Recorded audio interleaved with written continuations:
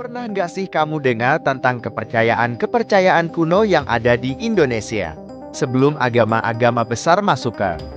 Nah, ternyata jauh sebelum ada Hindu, Buddha, Islam, atau Kristen, masyarakat Nusantara sudah punya sistem kepercayaan yang kaya banget dan penuh makna. Yuk, kita bahas satu persatu kepercayaan masyarakat Indonesia yang pernah ada. Pertama, ada animisme dan dinamisme. Animisme itu kepercayaan bahwa setiap benda punya roh batu, pohon, gunung, bahkan sungai. Makanya dulu, banyak masyarakat yang memberi sesaji atau upacara di tempat-tempat yang dianggap sakral. Sedangkan dinamisme percaya bahwa ada kekuatan gaib dalam benda-benda tertentu. Contohnya, jimat, keris, atau pusaka yang dianggap bisa membawa keberuntungan. Kedua kepercayaan ini membentuk dasar spiritual masyarakat Indonesia zaman dulu. Selanjutnya, masyarakat Indonesia juga sangat menghormati roh leluhur. Mereka percaya, roh nenek moyang masih bisa melindungi keturunannya. Karena itu, upacara persembahan dilakukan agar roh leluhur tetap tenang dan memberi berkah. Contohnya, ada Rambu Solo di Toraja, upacara pemakaman yang megah banget. Ada juga Ngaben di Bali, upacara pembakaran jenazah sebagai simbol penyucian roh. Nah, yang menarik, tiap suku di Indonesia punya sistem kepercayaan unik.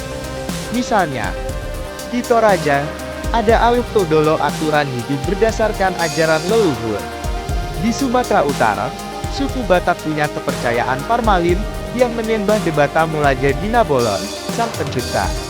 Di Kalimantan, ada Kaharingan, kepercayaan suku Dayak yang kini diakui sebagai bagian dari Hindu Kaharingan. Di Jawa Barat, ada Sunda Wiwitan yang mengenal Tuhan sebagai Sang Hyang Karsa. Dan di Jawa, ada Kejawen yang menggabungkan ajaran Islam, Hindu, Buddha, dan kepercayaan lokal penuh filosofi hidup dan spiritualitas. Ketika agama-agama besar masuk ke Nusantara, kepercayaan lokal nggak hilang begitu aja. Mereka justru bercampur dengan ajaran baru, inilah yang disebut sinkretisme. Contohnya, tradisi Slametan di Jawa, yang sebenarnya kombinasi antara ajaran Islam dan kepercayaan animisme. Atau upacara Nyati di Bali, yang walaupun berakar pada Hindu, tapi juga mengandung unsur kepercayaan lokal Bali kuno. Campuran inilah yang bikin budaya dan spiritualitas Indonesia jadi unik, kaya, berlapis, dan penuh nilai. Jadi, bisa dibilang, kepercayaan masyarakat Indonesia bukan cuma sejarah, tapi juga akar dari identitas kita. Dari alam, leluhur, sampai ajaran agama, semuanya membentuk cara pandang orang Indonesia terhadap kehidupan dan keseimbangan. Gimana? Menarik banget kan? Kalau kita gali lebih dalam kepercayaan asli Nusantara ini.